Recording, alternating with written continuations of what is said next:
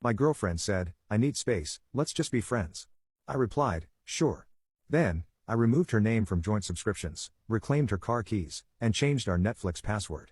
72 hours later, she was knocking desperately on my door. I, 32, male, am sitting in a quiet apartment for the first time in 4 years. It's strange, not bad, just quiet.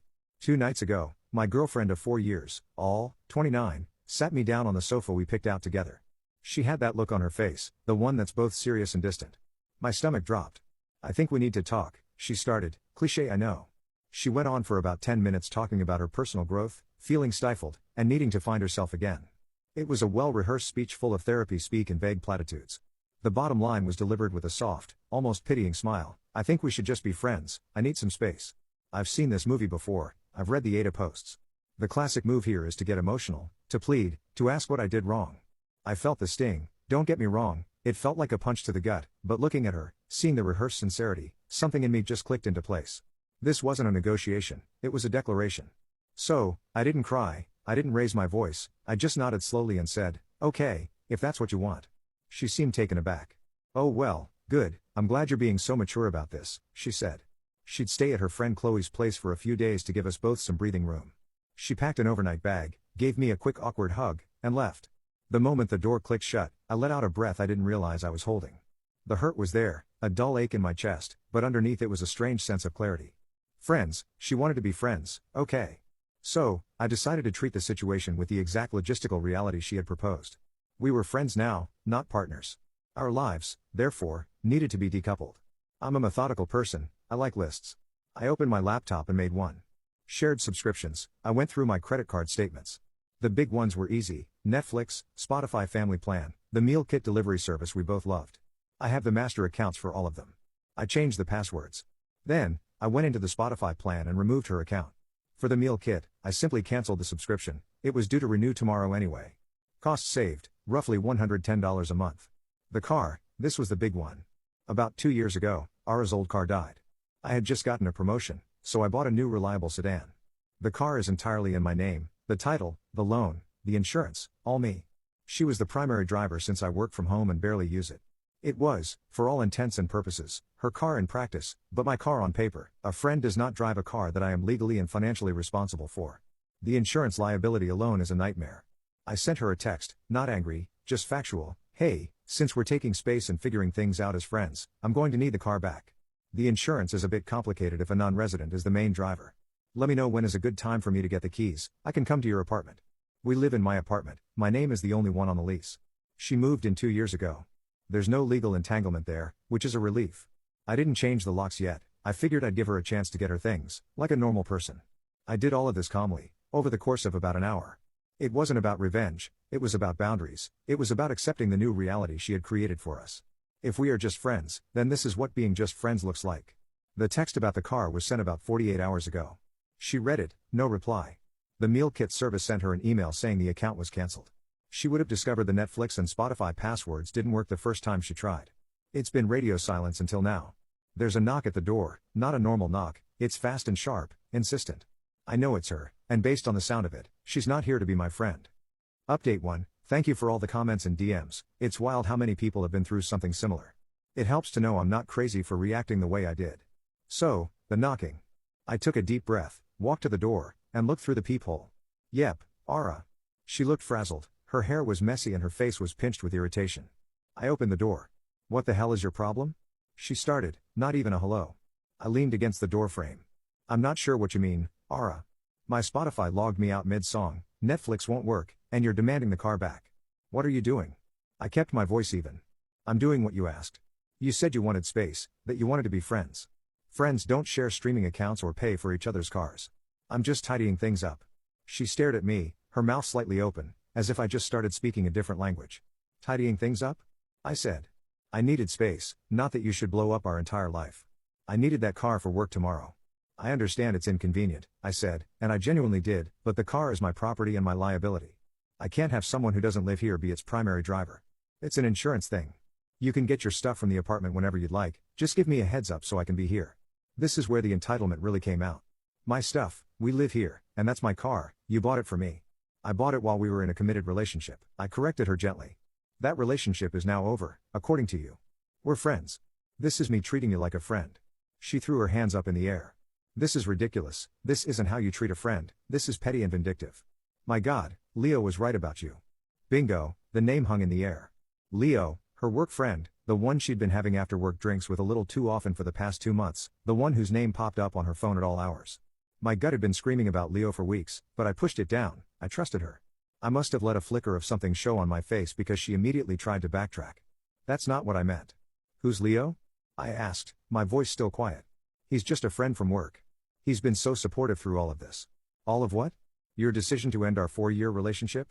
You were twisting my words, she snapped. I just needed a break, a little space, and you go and do all this. You're trying to control me, just like he said you would. So, that was it. This new guy, Leo, had been in her ear, painting me as a controlling villain, probably so he could swoop in and enjoy the thrill of a new romance without giving up the comfort and stability I provided. He had concocted this let's be friends plan. She thought she could put me on a shelf, keep using my car, my apartment, my money, while she test drove a new relationship. The sheer audacity of it was breathtaking. I held out my hand. The car keys? She looked from my hand to my face, her eyes filled with disbelief and rage. She actually scoffed. No, I need it. I'll ask you one more time nicely, please give me the keys to my car. She crossed her arms. And what are you going to do if I don't? Call the cops? That would be a great look for you. I didn't even blink. Okay, I pulled out my phone.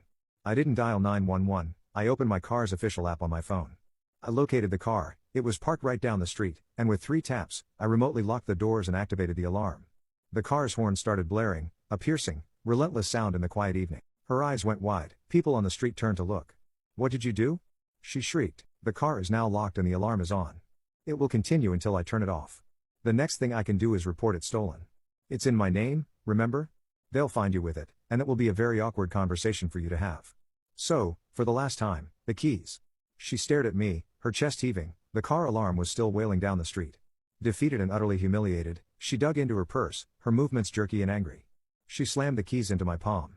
I tapped my phone, and the alarm stopped. The sudden silence was deafening.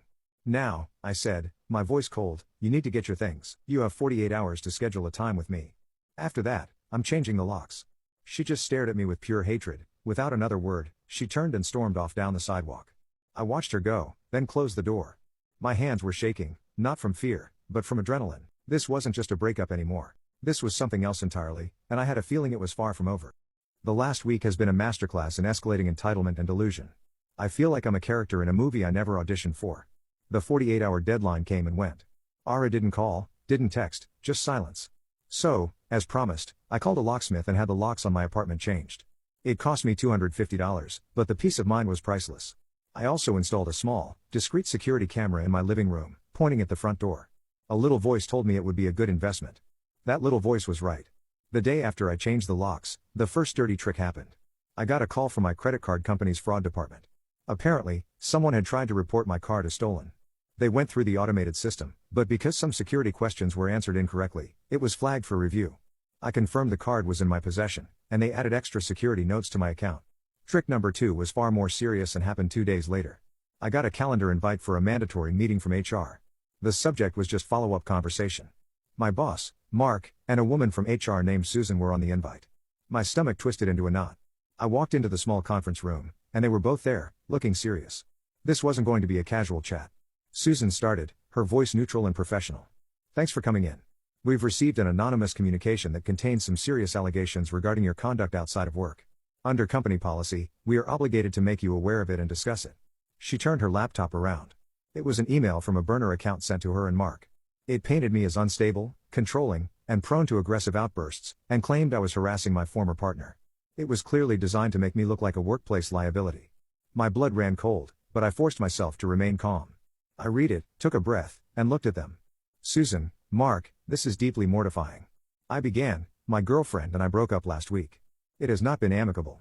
This email is a malicious and false retaliation from her because I took back my car and canceled shared subscriptions after she ended things. The person described in that email is not me. Mark, who had been quiet, leaned forward. Susan, I've managed this man for 4 years. He's one of my most level-headed team members. We've had stressful deadlines and difficult clients, and I have never seen anything but professionalism from him. This email is the complete opposite of the employee I know. Susan nodded, listening. She looked back at me. Do you believe this will escalate further? Is there any risk of this spilling into the workplace? No, I said firmly. I have taken steps to secure my home and finances. I believe this was an act of desperation on her part. It will not happen again, and it will certainly not affect my work. Susan closed the laptop. Okay, we are documenting this incident and your response. Given your work history and Mark's testimony, we are considering this a malicious personal matter. We see no reason for further action at this time, but we wanted to be transparent. The Employee Assistance Program is available if you need support. I left that meeting feeling rattled but relieved. She had tried to attack my livelihood. This wasn't a game anymore. That night, my new camera paid for itself. At around 11 p.m., I got a motion alert on my phone. I opened the live feed and watched, my heart pounding, as the doorknob to my apartment slowly turned. Someone was trying to use a key. It jiggled, then stopped, then a few seconds later, it tried again. It was Ara. When the key didn't work, she just stood there for a full minute, staring at the door before leaving. I saved the footage. This was the final straw. She had tried to mess with my job. She tried to enter my home. This was no longer about being the bigger person. This was about self-preservation. I needed something decisive, something that would sever the last tie and expose the truth in a way she couldn't twist. Then, I remembered her parents. Ara's parents, David and Karen, are good people, old school, practical, non-nonsense types. They always liked me. When I bought the car, they had generously given us, as a couple, $5,000 towards the down payment. It was a gift given under the pretense of supporting our future together. I hesitated. This felt like crossing a line, but she had crossed so many more. I composed a text to her father, David. Hi David, hope you and Karen are well. I'm writing because, as you may or may not know, Ara and I have ended our relationship. I'm making arrangements to sell the sedan, and I wanted to make sure I return the $5,000 you both so generously contributed to it.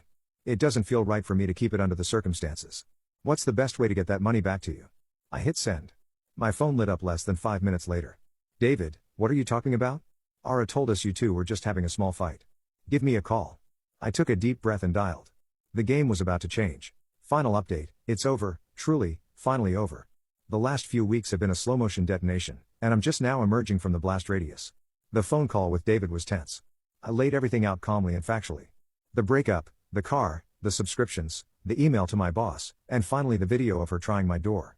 I offered to send him the proof. There was a long pause. Karen and I are coming down, he said, his voice strained. We need to understand what's going on. We'll be there tomorrow. The next day, they met me at my apartment. They looked worried and tired. Karen was holding back tears, and David looked grim. They were polite but reserved. I could tell they were torn, wanting to believe their daughter but confronted with my serious accusations. We just want the full picture, Karen said softly. Ara's our daughter. She's very upset and says you're misinterpreting everything. I understand, I said. Words can be misinterpreted, videos are harder to argue with.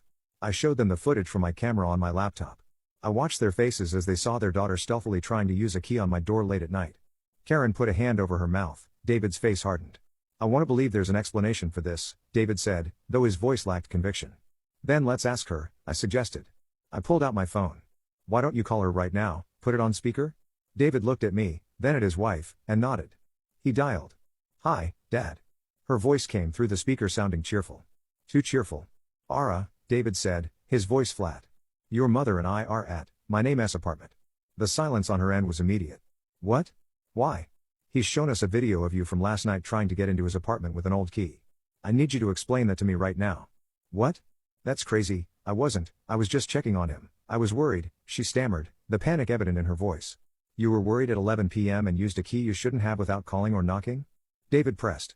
He's twisting things, he's trying to make me look bad, he stole my car, she shrieked, her voice rising to a hysterical pitch. He's offering to pay us back the $5,000 we gave you for it, David said coldly, which is something you failed to mention, just like you failed to mention you were dumped, not just in a small fight. What is going on, Ara? Her story completely fell apart live on speakerphone. She started crying, accusing, deflecting, it was a complete train wreck. David finally cut her off. We will talk about this later, do not move. He hung up the phone and looked at me, his face etched with a mixture of fury and deep embarrassment. I apologize, he said. They summoned her to the apartment. When she arrived 20 minutes later and saw them, her face went white. The final confrontation wasn't a shouting match, it was an autopsy. Her parents, armed with the facts and her own self-incriminating phone call, calmly took her apart. Her lies about staying with Chloe, about Leo being just a friend, about me being the villain, it all came out. The consequences were quiet and brutal. Her parents told her they were ashamed of her deceit. They demanded she pay them back the $5,000 herself and cut off all other financial support. She was told to arrange removal of her belongings within 48 hours, without their help. She was on her own. Ara sat there, hollowed out, the fight completely gone from her. She had built her plan on a foundation of lies, and I had simply knocked out the cornerstone. A professional moving service, which I assumed she paid for with a credit card, showed up the next day. She waited in the truck while they quickly and impersonally cleared out her things. The process of selling the car took about 2 weeks. I got a few lowball offers before an online dealership gave me a fair price. They picked it up from my building's parking lot yesterday. The moment the funds cleared, I transferred the $5,000 to David and Karen. David's reply was short: "We are deeply sorry for all of this. We wish you the best." I've blocked Ara, Leo, and anyone connected to them. I have no idea what their situation is, and the most freeing feeling in the world is that I genuinely don't care. The quiet in my apartment is no longer strange, it's peace. It's the sound of a chapter of my life, one filled with drama I never asked for, finally, mercifully ending.